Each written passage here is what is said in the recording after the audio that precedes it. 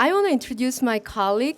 Actually, I met him in 2008, and he was my boss. I live in Cleveland as a faculty resident, and he was a whole director, so he was my boss.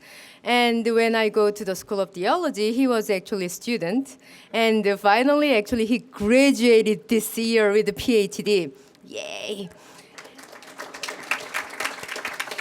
And now, actually, he is a professor. He is a visiting assistant professor of evangelism and church renewal, and he has a beautiful wife who shared actually co-pastoring with him at Bethel AME Church, and also he has 3 beautiful children. Welcome.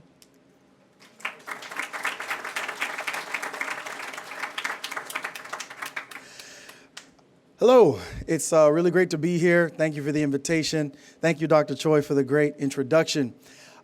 My talk this evening is called On Babies and Black Choirs, a reflection on racism and hope. So that's a long, fancy thing, but really I'm just going to share with you some research I've been doing and hopefully tell you why it matters. So I did my dissertation on historically black gospel choirs on predominantly white university campuses in the greater Boston area. Specifically, I looked at the Third Day Gospel Choir at Tufts University.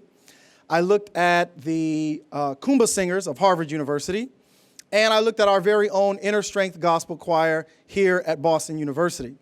And one of the things that fascinated me about these choirs is the history of gospel choirs on white campuses really stems from the 1960s during the black student movement that was an outgrowth of the civil rights movement. We know about the Student Nonviolent Coordinating Committee that did a lot of work down in the South and registered voters and instituted sit-ins all across the South. But that movement also led to protests on university campuses, universities that had begun to integrate with a very small minority student population.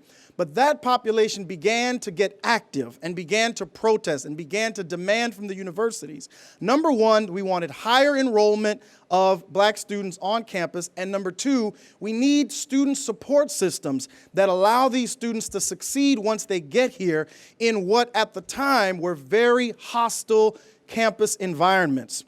And from these student movements, one of the enduring, lasting legacies is the gospel choir. These students started gospel choirs on campus in order to replicate a bit of the black church environment that was the home for many of them. And they wanted to get some of that spirit that allowed them to feel comfortable, allowed them to feel safe, allowed them to become a community where they shared with each other not just this activity of singing, but allowed them to share their lives with one another. One thing that's been happening recently in the last 10 to 15 years is these choirs that through the years had stayed predominantly African American and predominantly Christian. In the last 10 to 15 years, you have had a student membership in these choirs that has grown increasingly diverse along the lines of racial affiliation and religious commitments. So in other words, you have more students who are not black and who are not Christian joining these groups. And that creates a lot of interesting dynamics where the groups are trying to figure out issues of group identity and mission and so forth. How do you maintain a community built around a practice that is black and Christian when you have increasingly students joining it who are neither black nor Christian? And each group, each university that I looked at deals with that issue in different ways. But one of the things that they share is that this new demographic shift that's occurring within these groups has created a context in which cross-racial and interreligious dialogue is occurring at a rate and to a depth that is pretty rare and that ends up being pretty transformative for the students in those groups. And I want to share with you a couple of the comments that some of these students shared with me. One student from here at Boston University that I talked with, we'll call her Layla. She's a Muslim student who joined BU Inner Strength Gospel Choir, and she talked about her experience of being around so many young, committed Christians. She had never been around so many Christians in her life. And they went on tour, and she saw that when they were on tour, these same students, majority of them were black, and she was from the Middle East. She was an international student. And she looked at them, and they were actually reading their Bibles and praying, and the way they treated one another when they weren't just at choir practice, the way they behaved, she said, it made her realize that their faith was real and that this black church experience was not just an activity for them, but it was indeed their very lives. But the interesting thing she said to me was, it made me get so much more serious about who I was. It didn't make me become a Christian like them, but it did make me become a much better Muslim. She began to take her faith more seriously and dig into it in a way that she never had before, and it mattered to her in a way that it hadn't before. She said, I became a better Muslim. She said, but I also became a different Muslim because I was now a Muslim that had to deal with the reality of these students. And they became different because they had to deal with me. There was another student from Tufts named, we'll call him Nicholas. And he shared his experience in this kind of setting. And I'm going to read some of what he said to me so I don't get it wrong. He said, I think for the university and the community and the national context in which we're in, to have a diverse group of people come together in this very unified way is extremely significant. And I think it's rare. I see it very much as a place where these differences can be crossed and transcended in the best sense of the word, where true bonds are made, where white people like me know what it means to be an ally now.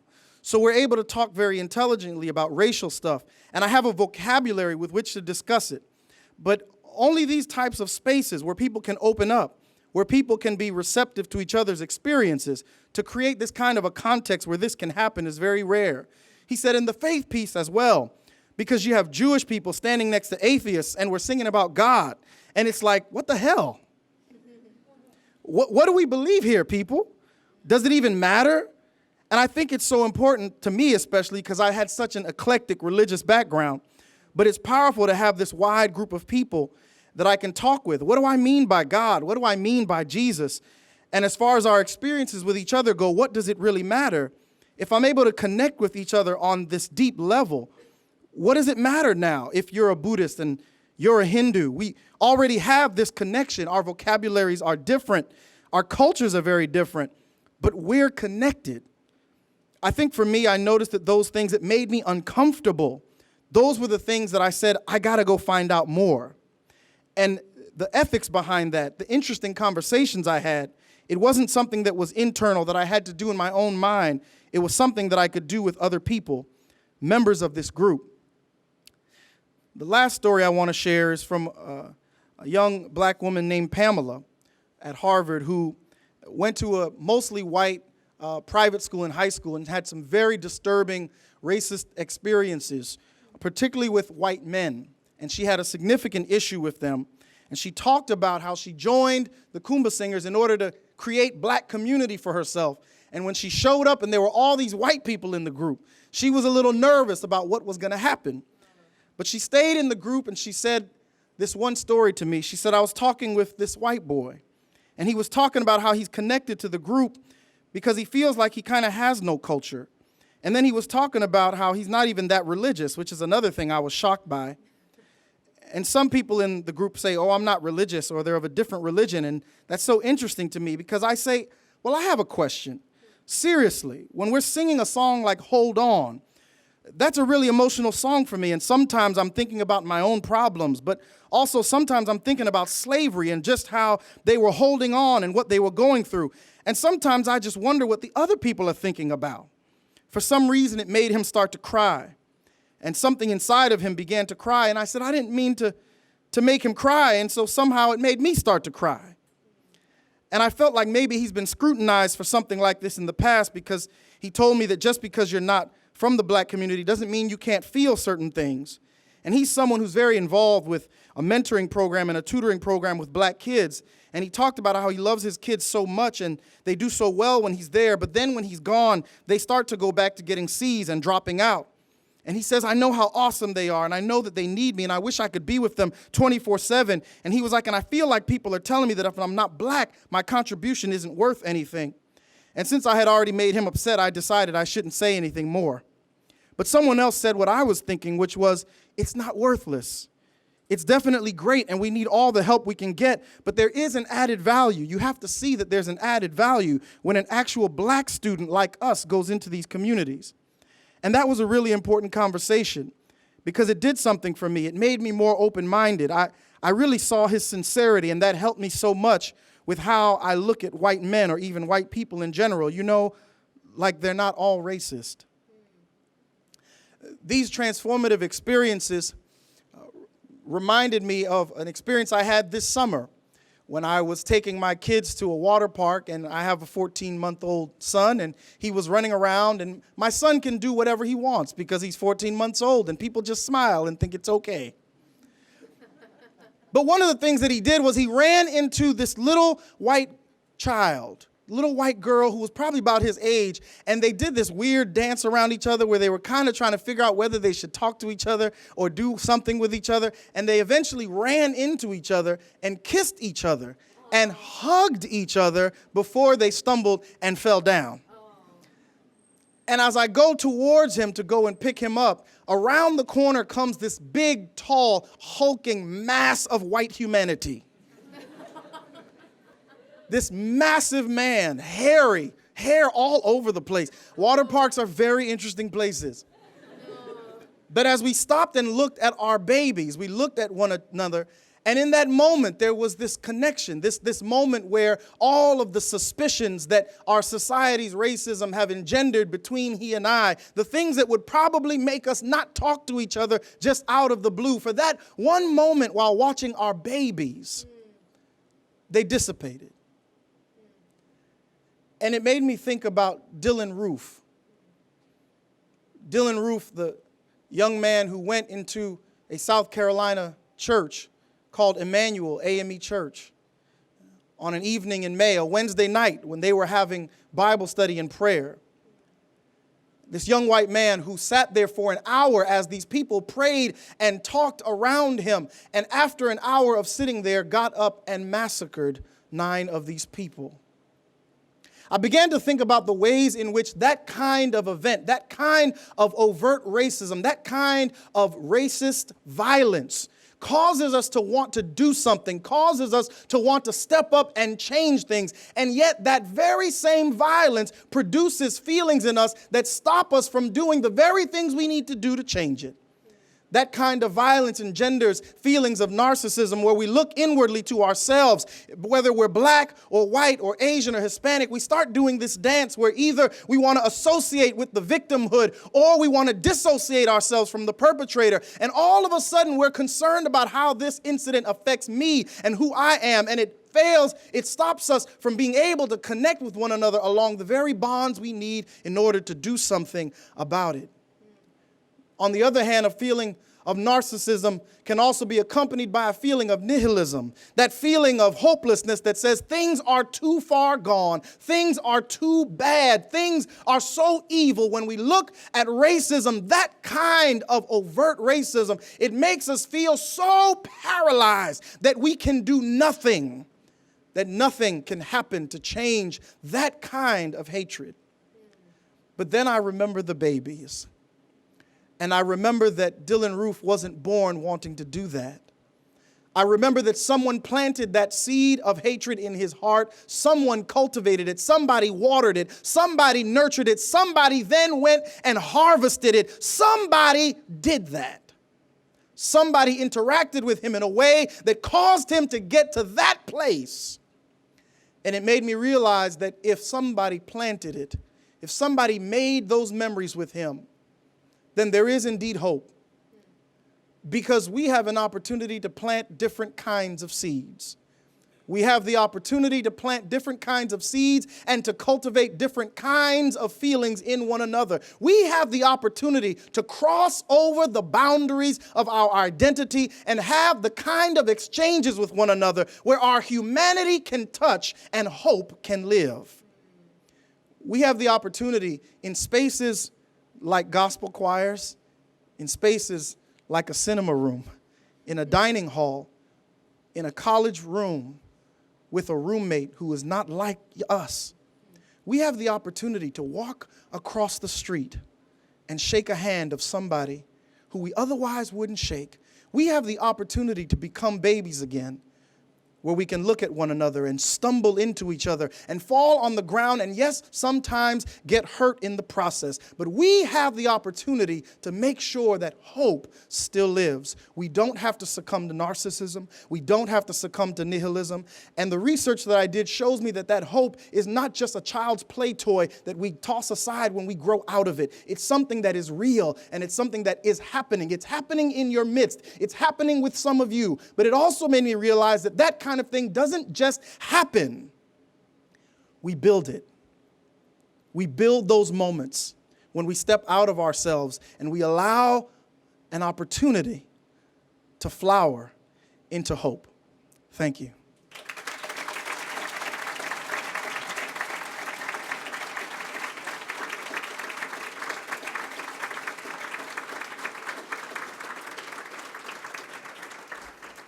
As was the case with the other presenters, we have time for a couple of questions.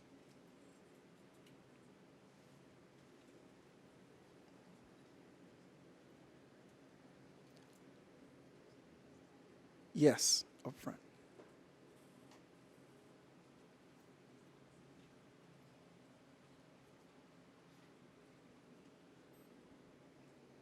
So